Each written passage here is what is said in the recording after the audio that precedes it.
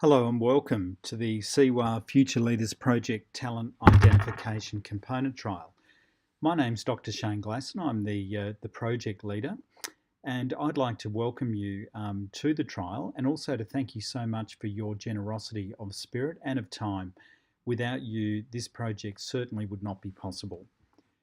So to begin this information presentation, I'd like to refer to a man called Simon Sinek. You may have heard of him. He's a global leader when it comes to leadership theory and practice. And he has a famous book called Start With Why. So in other words, he is a big believer, as am I, that great leaders actually inspire collective action when they're very clear as to why things are actually happening, why things are being done. So let's have a look at the why behind this talent identification component trial. Why are we doing it? Well, CEWA actually has a problem. In fact, several problems that are intersecting together. So the points I'm about to show you are all interconnected and none are as important as the other. They're all important. So first of all, in our system, we have a traditional reliance upon what's called self-nomination for leadership development. In other words, for decades, we have relied upon the next generation to come forward, to stick their hands up and to say, I would love to be developed as a leader and I want a certain leadership role. Well, there are problems with that. Specifically, people are not coming forward anymore like they used to. And importantly, a lot of the people that are sticking their hands up for leadership development and leadership roles actually don't have the capabilities required to lead. The second problem is what is called the halo effect. Now, it's alive and well. And just to explain what this is when a leader has self-belief where they think they're really good at certain things. And what happens is when they meet other people who reflect back to them what they believe is good about themselves, their halo extends from themselves to that person. But the problem arises when another person comes along. So let's say this is a person that I'm leading, so I'm a principal, and this person is on my staff.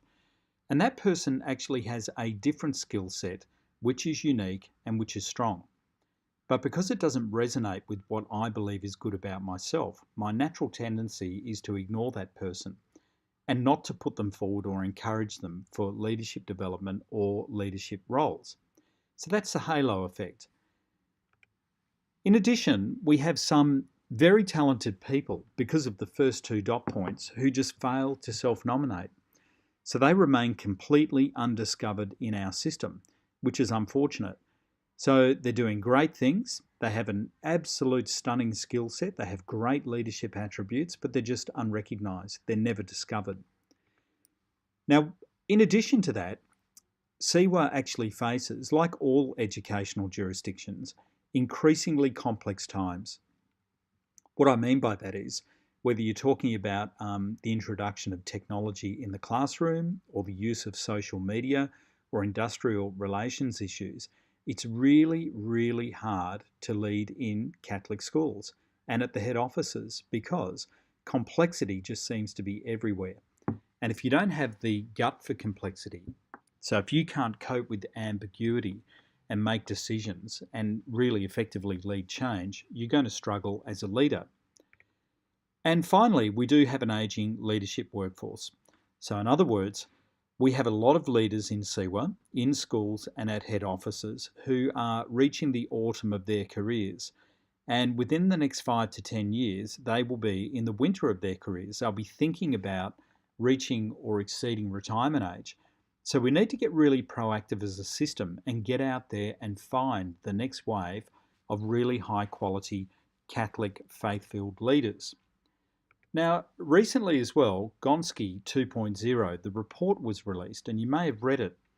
And within that report, there is an absolute call to get out there and to identify and cultivate suitable leadership candidates.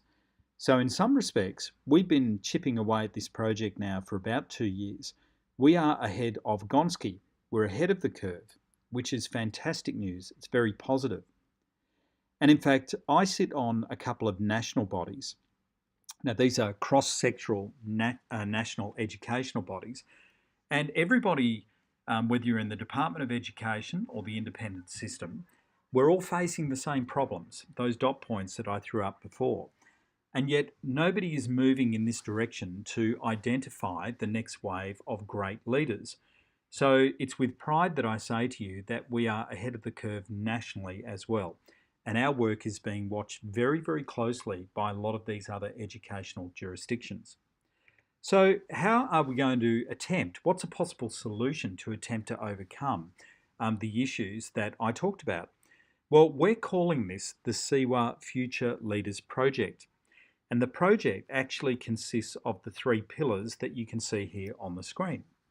So in short, it is about talent identification, or finding that next wave of really talented people to lead.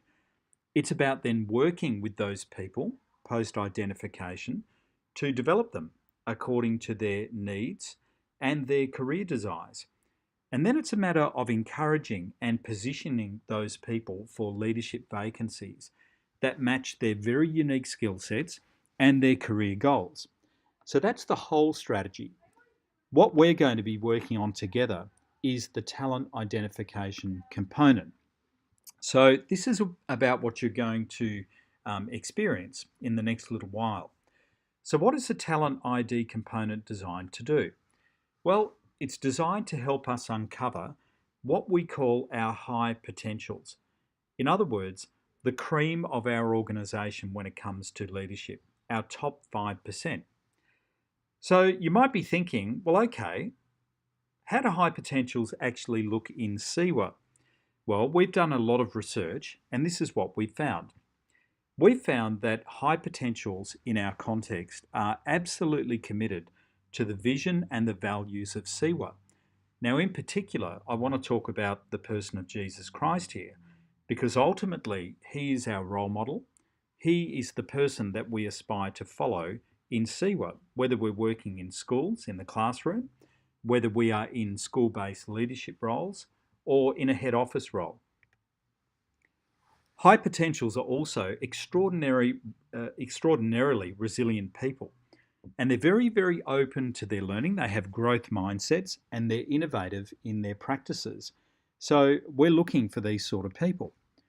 We are looking for people that are really motivated to achieve in the context of their roles and that are trusted to deliver. So we don't just want people that talk a good game. We want people that actually follow through and deliver on what they promise. We're looking for people that are relational and trustworthy, using the role model of Jesus as the base for both of those.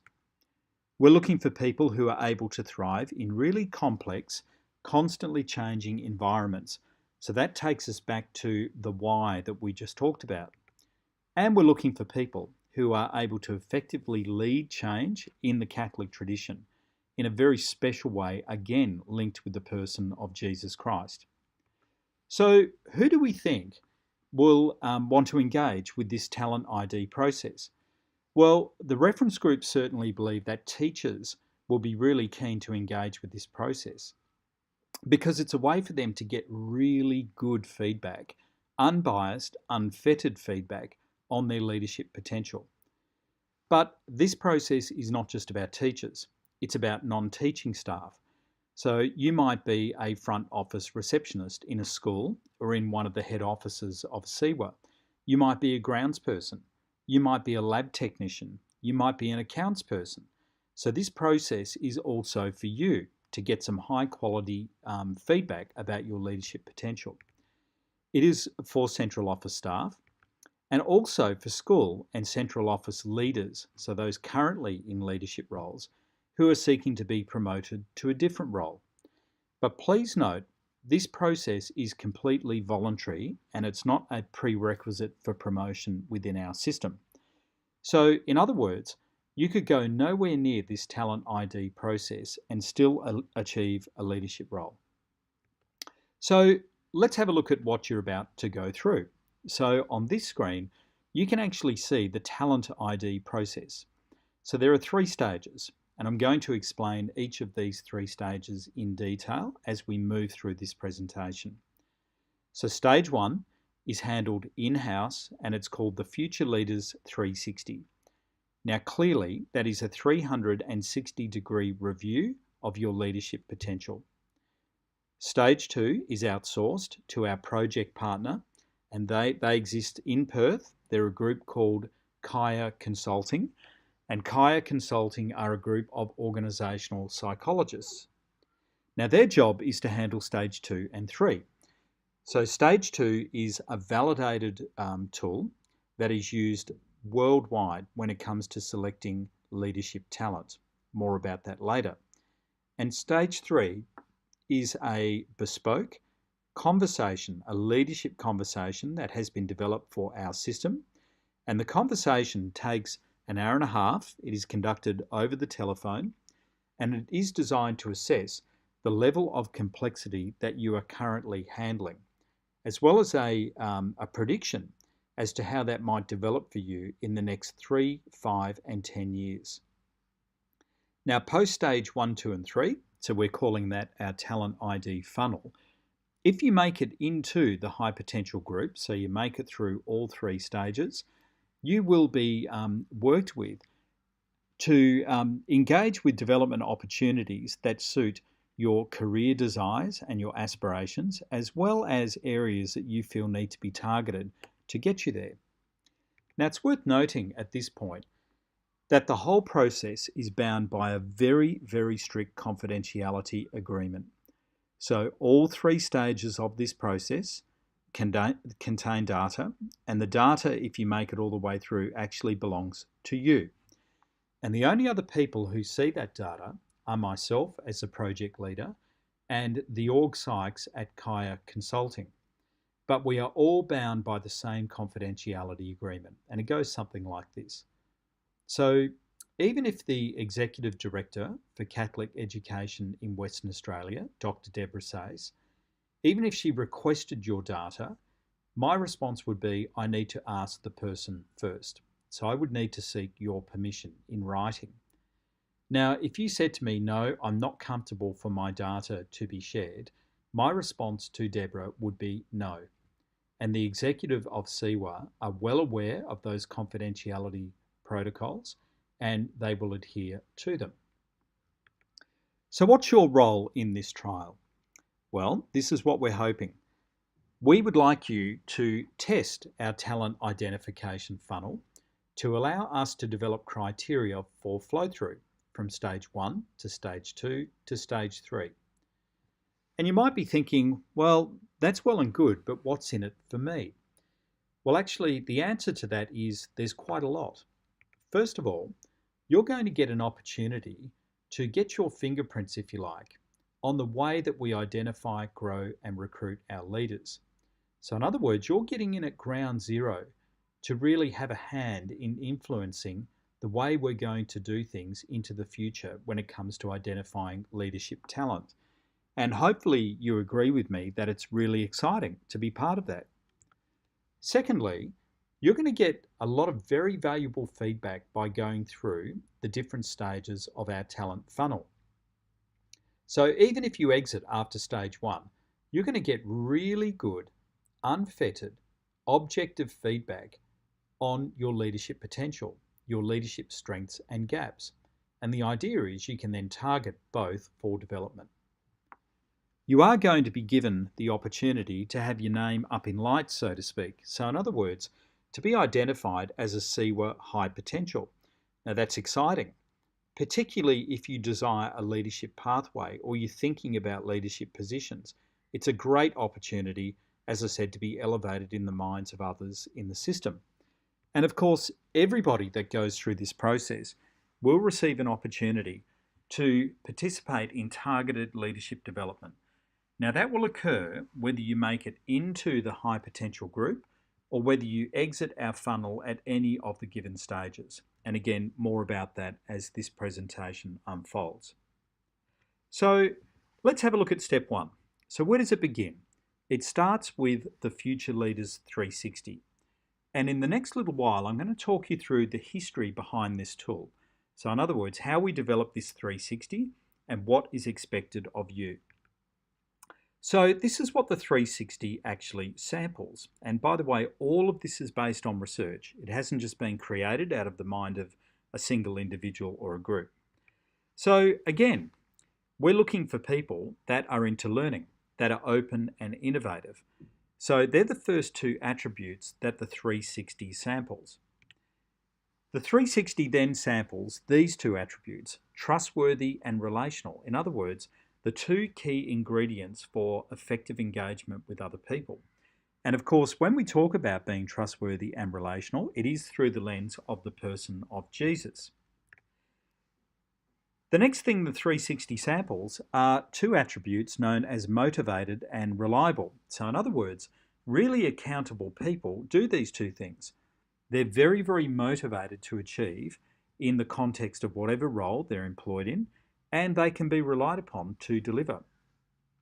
And finally, and this again is unique to our system, we want people that are absolutely committed to the vision and the values of CEWA. In other words, committed to the life path of Jesus Christ and who want to use him as a role model for their behaviour. So in some respects, discipleship or commitment actually filters through all of the other layers of learning, engagement and accountability. So how did we get here? Well, I'm actually now going to talk you through these three columns. So we're going to have a look at what the high potential theory actually says. Before we look at the 7 attributes that we sample in the context of CEWA, that's the centre column under reality, and then we're going to look at the link to the lead strategic directions. So before we dig into the theory, it's worth noting this, that the reference group for a year in 2016 virtually did nothing else but read peer-reviewed papers and reports and essays about what it means to be a high potential person. We then looked at theological documents, very Catholic documents on the life of Jesus, and we did a mapping exercise to map that theory to the person of Jesus. And this is what we came up with.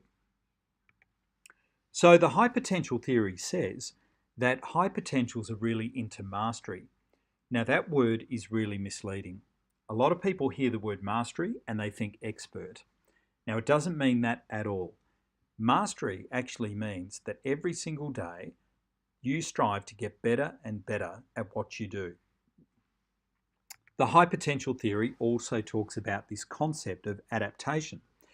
So it says that high potential individuals are really capable of adapting. They're capable of existing in environments that are constantly changing.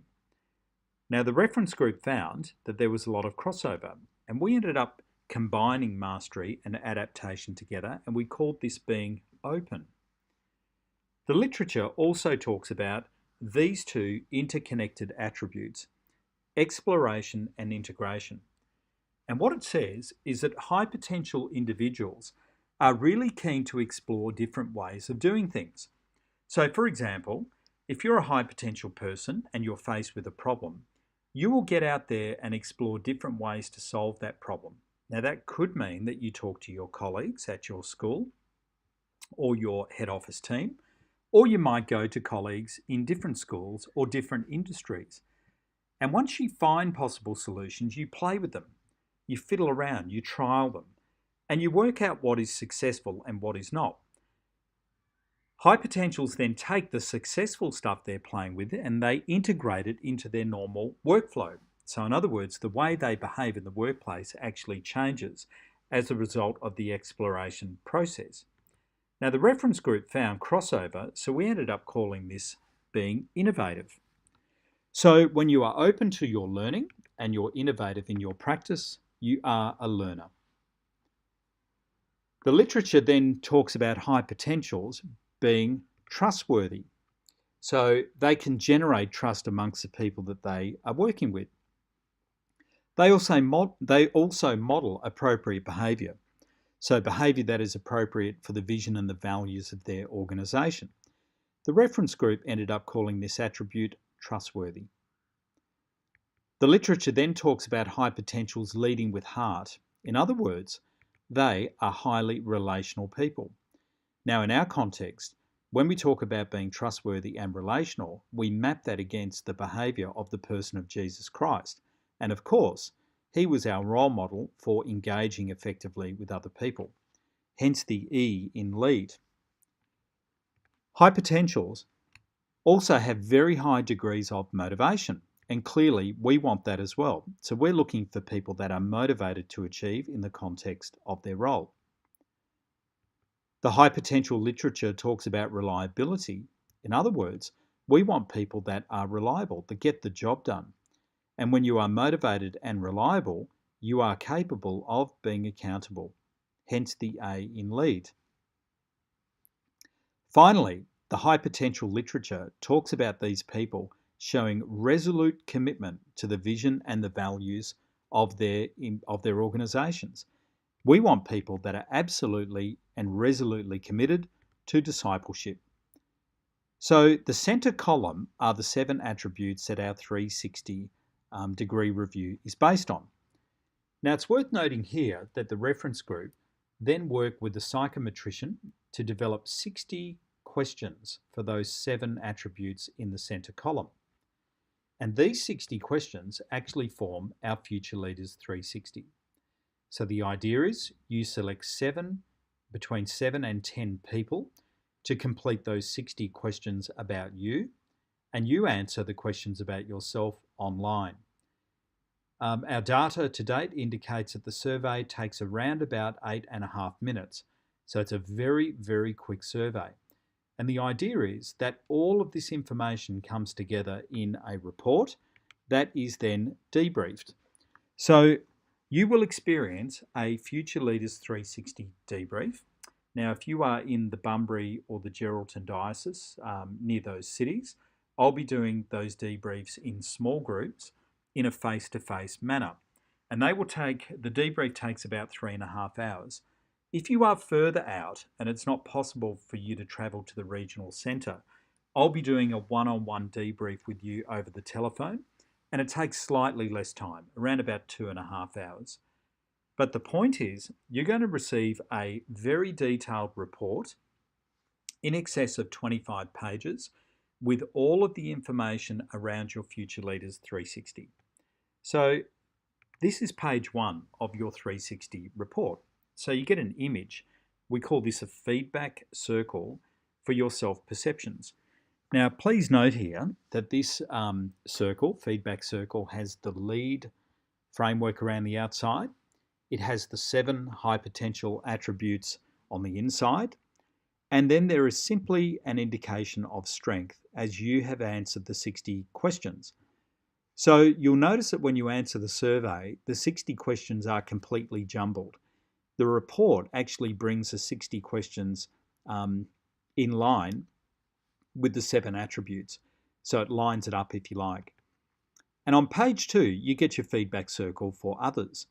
Now, in this example, this is a good news story because what it shows is that the self-perceptions of this person are lower than the 7, 8, 9 or 10 data sources that they chose to feed into their review. So if you look at the circle, the feedback circle for others, so this is the aggregated data of all of the raters, clearly other people perceive this person to be stronger in terms of their leadership potential than they perceive themselves to be.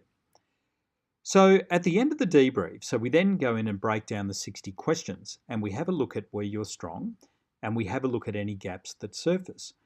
And the last half hour of the debrief is actually spent working through a development planning template. Now this template is based on a coaching model and it's not for everyone. Some people love templates, some people don't. But the idea is you're going to leave that debrief with a very structured way that you can head off and start amplifying what you're good at and also working to minimize any gaps that come up in your 360. Now, after you finish your debrief, the very next week, you will be notified by email as to whether you are progressing to stage 2.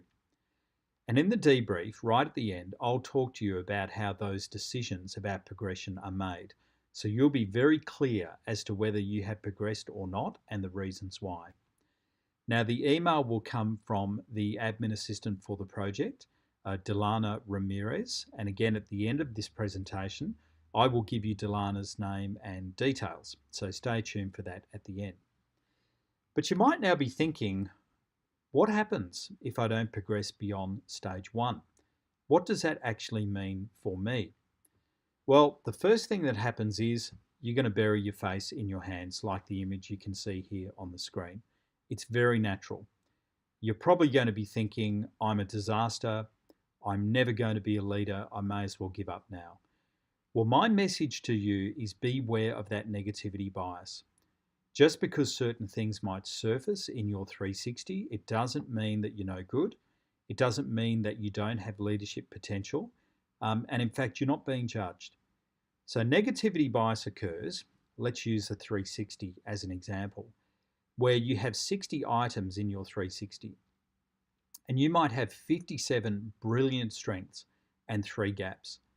If you walk out only focusing on the 3 gaps and you completely ignore the strengths that have come up in your profile, you're suffering from negativity bias. And basically, my message to you is you need to reverse that thinking. Celebrate your strengths, get to work on your gaps. Now, the next thing I say to you is don't do this. Do not take the nuclear option. And by that I mean, don't head back to your workplace or your CEWA team and hunt down the raters who you believe gave you negative data. Okay, it's not to happen. Remember, you have chosen your raters because you trust them. You believe that they're going to give you, the best possible feedback on your leadership potential.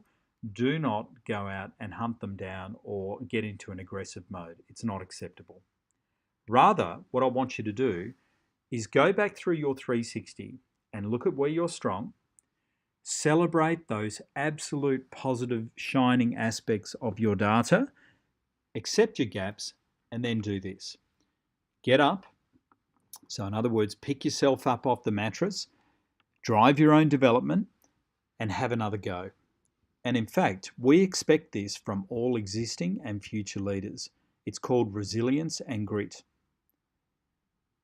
Now, to that point there about having another go, please note, as with all stages of this talent funnel, you can come back in at the point that you exit at a future point in time and have another go to re-engage with the process. But this is what we expect. For this stage, we expect you to go away and do something. So address your gaps. And in a year's time, come back with an explanation of what you've done and you'll be permitted to have another go at the Future Leaders 360. And we're going to help you to do this. So we have developed a ClanEd board for every stage of the talent funnel. Now, if you're not aware, ClanEd is a system-wide initiative. So it is a professional learning platform. And for this stage, the Future Leaders 360, we have mapped 25 online programs that you can engage with, organised according to the 7 attributes of the Future Leaders 360. So the idea is, let's say trustworthy comes up as a gap for you. You can actually go onto the ClanEd board. You can look at the programs that are there for trustworthy and actually use them to target your development. Now, there are 19 LinkedIn learning programs and 6 programs by a group called edX, and I'm going to explain both now. So LinkedIn Learning is a professional organisation and they actually have a library of over 6,000 courses that you can take in your lounge room, in your pyjamas. So in other words, you don't have to go anywhere. You can actually, all you need is a laptop or a PC and you can engage with their programs. Now, a subscription for LinkedIn Learning, and here's an example of a LinkedIn Learning program called Developing Yourself Through Failures. To access the library, the annual subscription is normally $400, but as a valued member of the CEWA family, we are gifting this to you for free. So the idea is you can access the LinkedIn Learning Library for free. You can access the resources pasted to the ClanEd board for stage 1 and drive your own learning. Now, edX, these are longer programs hosted by an international group. So edX are a collation of world-leading universities. So a few examples are Harvard, Stanford, the Melbourne Business School, and the University of Southern Queensland. So edX courses are generally longer. So they're between 4 and 6 weeks in duration, and they require a commitment from you for about 2 to 4 hours per week. And again, they are online courses.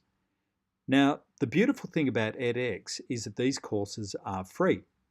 You can elect to pay for a certificate of completion from the host university, usually between about 50 and 100 US dollars, and you receive an official certificate of completion from, say, Harvard, which is obviously beneficial for resume purposes. So that's just a little taster of how we want you to drive your own development. Now, of course, there are many other ways to drive development. You might choose a mentoring approach in your school or CEWA team. It's up to you. But the point is, we want you to take any gaps revealed and do something about it. Now, for people that do progress to stage 2, this second stage is a learning agility assessment, known as Talent7. Now, this stage, as I said at the start, is outsourced to Kaya Consulting, and this validated tool is used all over the world to identify leadership talent. And the reason the reference group have selected stage 2 is because it maps beautifully with our Future Leaders 360. So you might be thinking, what is learning agility? Well, as you can see by the graphic, it's about flexibility. It really speaks of an individual's ability and willingness to learn very quickly in one situation before applying learning to perform effectively in a new and challenging situation, usually involving leadership. Now, that doesn't mean formal leadership. You could be leading in the classroom or leading from the front desk at a school. Now, learning agility is actually made up of 7 facets, and these facets are loosely connected to the 7 attributes of stage 1, the Future Leaders 360. So the first thing it samples is this thing called interpersonal acumen. In other words, your ability to connect with and lead other people. Now, this links beautifully into the relational and trustworthy aspect of our 360. The second facet is called cognitive perspective. In other words, your ability to problem solve. Now, do you remember when I talked about being open to learning and being innovative? That's what we're referring to here. The third facet is called environmental mindfulness. In other words, your ability to read the plate, to walk into a room, to read the emotional currents that are going on and adjust your behaviour accordingly. And there's also a huge degree of EQ or emotional intelligence in this. So again, that connects back to the relational and trustworthy aspect of the Future Leaders 360. The fourth facet is called drive to excel. Now, this is all about whether you are motivated and reliable. So there's a connection back to the 360. And whether you enjoy handling multiple priorities simultaneously. So again, it is about motivation and delivery. The fifth facet is called self-insight. So this is all about your ability to know yourself really well. So the question is here, do you know your strengths and your gaps? And what are you doing to close those gaps? So again, this links back into being open and being innovative when it comes to your learning. Change alacrity is your ability to effectively lead change and to exist very comfortably in the grey, in inverted commas, that comes with CEWA leadership roles. And finally, the seventh facet is around feedback responsiveness. So in other words, do you seek feedback regarding your performance? Do you reflect upon it? And do you change your behaviours? So once again, our stage 2 tool is called Talent7. So it's self-review, so it's not a 360. You are simply answering 148 questions online, and all of the questions have multiple choice responses. And this assessment will take between 20 and 30 minutes to complete. And like stage 1, it actually comes with a debrief. So again, the debrief is 2 hours long, and because you are in the regions, Your debrief will take place via Skype with a consultant, an organisational psychologist from CEWA Consulting, or over the telephone. Now you receive a second report here, and the report has a dashboard that looks like this. So just let me explain how you interpret this data. In the centre, you can see the heading Overall Learning Agility. When you're looking at this dome, you can see that it has different colours. So if your dial, as you're looking at the screen, is to the right, that indicates a leadership disposition when it comes to learning agility. If your dial is to the left, so into the light green colour or the mint colour, that indicates a technical managerial preference. So again, you can see the 7 facets around the outside, and we've also got these red zones. Now, the red zones indicate what are known as derailers or overuse behaviours. In other words, when you overuse a leadership strength or a managerial strength, it can become a weakness. So in this example, if you look at Drive to Excel at midday, right up the top of the graphic, notice that this person's dial is on the leadership preference side, so that's positive. However, they're in a derailer. So for this person, likely behaviours are they're never off. So even when they're not working, this person would likely be thinking about work. Now that's a real problem because that can lead to emotional burnout eventually.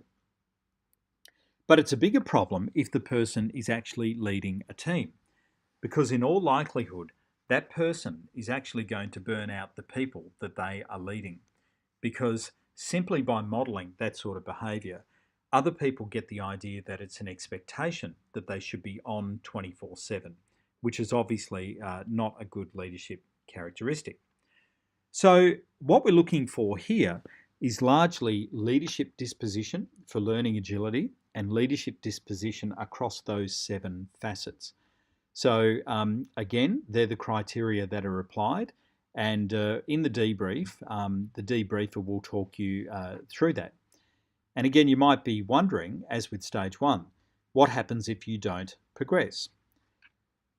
Well, we have developed a ClanEd board for you for stage 2 for this tool, Talent7, and there are 38 programs in total on this ClanEd board, organised according to the 7 facets of Talent7. So the idea again is, if a gap comes up for you, you know where to target your development. And as I said for stage 1, the encouragement is that you come back in at a future point in time if you exit at stage 2 and have another go. Now, the interesting thing here is the time limit to have another go is extended. So the provider of Talent7 will not do a Talent7 assessment unless 1.5 years has passed and the person has engaged with targeted development to improve some of their Talent7 scores. So that's worth noting as well. So now we move to stage 3 of the process. So again, our project partner, CEWA Consulting, handles stage 3 for us, so we outsource it. And stage 3 is really a bespoke 90-minute leadership conversation. So this leadership conversation is purposefully designed to push you into an area of complexity. It is deliberately an uncomfortable conversation. Now let me explain what I mean by that.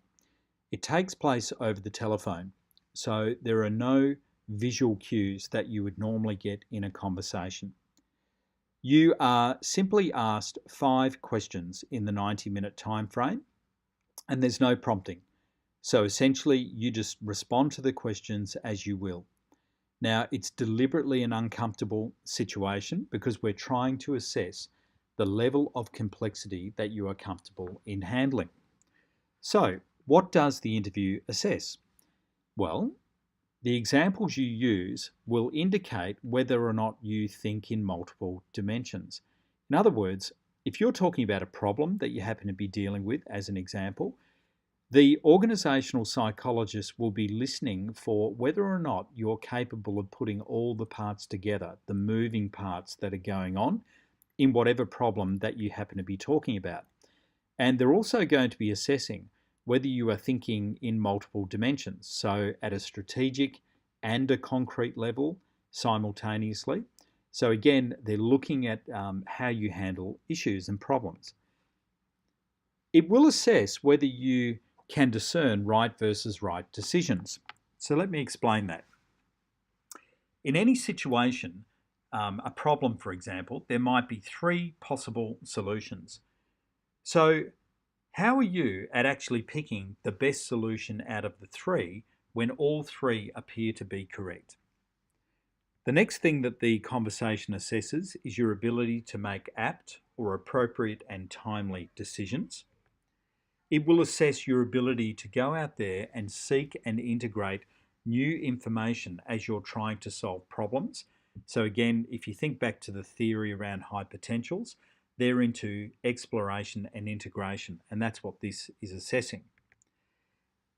It will assess whether you are capable of actually aligning the unique gifts and skills of others when you're trying to resolve problems or improve performance. In other words, how good are you at knowing where you're weak and then using the skill set of other people to actually bridge those gaps? This conversation also determines whether you have an internal locus of control. So in other words, whether you truly believe that you are in control of your destiny. And it will assess your ability to simplify complexity. So again, this is a challenging, deliberately challenging leadership conversation designed to assess the level of complexity that you are comfortable in handling, as well as how that might develop over the next 3, 5, and 10 years. So again, the question, what happens if you get to the leadership conversation, but you don't make it into the high potential group? Well, again, as with stage 1 and 2, there are a whole raft of resources here to help you drive your own development. In fact, there are 33 programs on the ClanEd board for the leadership conversation. So what actually happens to the high potentials? So those who make it all the way through stage 1, 2, and 3. Well, there's going to be bespoke development for those people. Now, it's worth noting here as well that if you don't get through to the high potential group, can you come back in and complete stage 3 at a future point in time? Now, as was the case for stage 1 and 2, the answer is absolutely you can. However, the timeline here is longer again. Because it takes such a long time to adjust the level of complexity that you're comfortable in handling, Kaya Consulting recommend a 3-year gap between learning conversations on the provision that you've driven your own development. So let's assume that you do get through to the high potential group.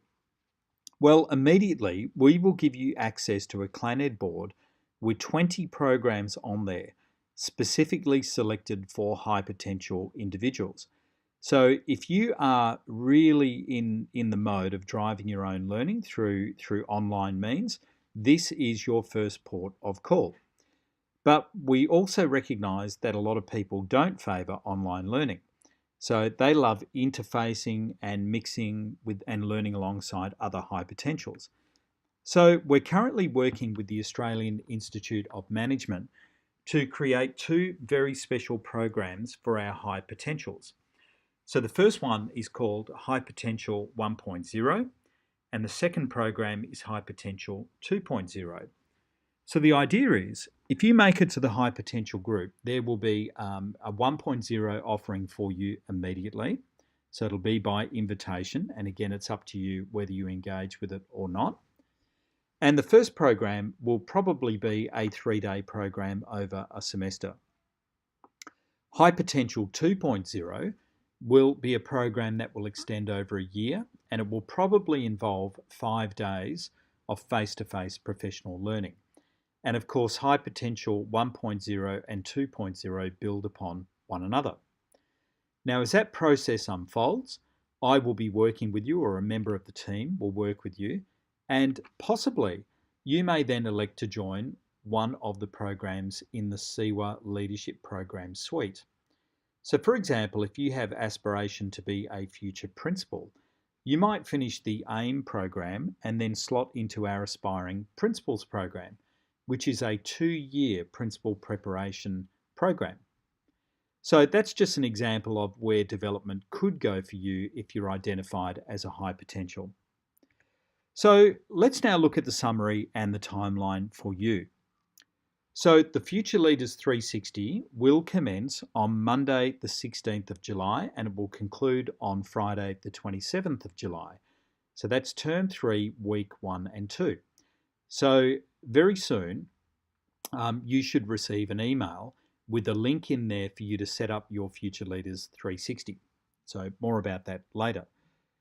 The debrief for people in the Bunbury Diocese will take place in week 3 of term 3 between Tuesday the 31st of July and Friday the 3rd of August. And in a moment, I'm going to talk you through how to book in for that debrief, so bear with me. If you are in the Diocese of Geraldton, you can see the date on the screen for your debrief. So term 3, week 5, between Monday the 13th and Wednesday the 15th of August. And again, I'll talk you through how to book in a second. People in the Bunbury cohort will be notified whether they are progressing to stage 2 on Wednesday the 8th of August, and that will take the form of an email from our admin assistant Delana Ramirez. And again, I'll give you her details in a moment. If you are in the Geraldton Diocese, you will receive a notification as to whether you are progressing to stage 2 on Thursday the 16th of August by email from Delana. So what do you need to do now? Well, Delana's contact details are on the screen, and I would love you to work with Delana as soon as you can to book in your Future Leaders debrief. So whether that is face-to-face in Bunbury, face-to-face in Geraldton, or via teleconference, I would really appreciate it if you could get in touch with Delana as soon as possible and book that in. Okay, so let's now have a look at setting up your Future Leaders 360. So very soon you will receive an invitation email to do just that. But before you get the email and click on the link and start your 360, I need you to give some consideration as to who you would like to be involved in your 360. So these people are called raters. What I would like you to do is to think about 7, 8, 9 or 10 people that you would like to feed into your 360. Now, one of them must be the person that you report to. So if you are a teacher who reports to a deputy principal or an assistant principal, you must have that person involved in your 360. I would also encourage you to have your principal as one of your raters, but you must have the person you report to on a day-to-day basis. Now, if you are at a head office and you report to a team leader, you must have a team leader as the person, your supervisor. But you could also choose a director that sits above the team leader as well if you want. I suggest that you pick peers. So in other words, people around you at the same level as you, so colleagues. If you're currently in a leadership role, you might want to pick direct reports. So in other words, people that report to you. You can choose support staff members, so if you have an admin assistant that you work with, and of course everybody else are classified as others. Now what I'd like you to do is to contact those people as soon as you can, a simple email or see them in the corridor at work, just ask if they would be willing to contribute to your 360. Explain that it is 60 questions. It will take them no more than 8 or 9 minutes, and you would really love them to contribute because you're part of this particular trial.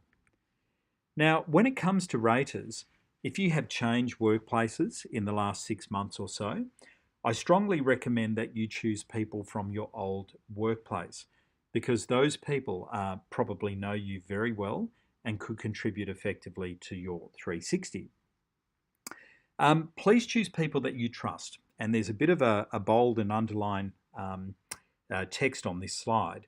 Do not choose people that you've been in conflict with, that you've been performance managing, or people who just don't like you for any reason, because you need to remember that yes, the Future Leaders 360 is a formative tool. It's designed to give you feedback, but it's also a competitive tool. And if you want to move through to the next stage, it's not good to have people who are just going to shoot you down for whatever reason. Now, there's a caution here too. I don't want you to stack your deck in inverted commas. In other words, just pick 10 of your mates who are going to tick very strongly agree on the survey for every question, because that's a pointless activity. It might get you through to stage 2, but you're not going to progress beyond that. So my recommendation is that you engage with this in the spirit that it's meant. So when you get your invitation to complete your 360, you will notice that it comes in the form of an email from noreply@cewafl.com, and there is a link within the email. When you're ready and you've set all your raters up, they've all agreed, you click on the welcome link, the link in the welcome email, enter your username and password, so that will be listed in the email itself. Enter the first name, surname, and email address of your immediate supervisor. Then enter the first name, surname, email address, and relationship to you for each of your raters from the drop-down menu. And then you simply move on and complete your survey. So you'll be taken to a web page. So there'll be a home page. Read the instructions, click begin, simply answer the 60 questions intuitively, and if you experience any difficulties, contact Delana. And again, her details will come up later in this email. Now, the only encouragement I want to give you from this point is to really stalk your raters. So after you set up and you complete your survey, can you pay them a little visit or send them an email? Again, just make sure that they have received their invitation to participate in your review. Remind them of the importance of their participation. And the survey for you, the 360, actually closes at 5 p.m. on Friday, the 27th of July. So that will be the final date for completion of your survey. Now, if you have any questions at all with regard to the Future Leaders 360, including technical difficulties, please contact Delana, and again, her details are up here on the screen.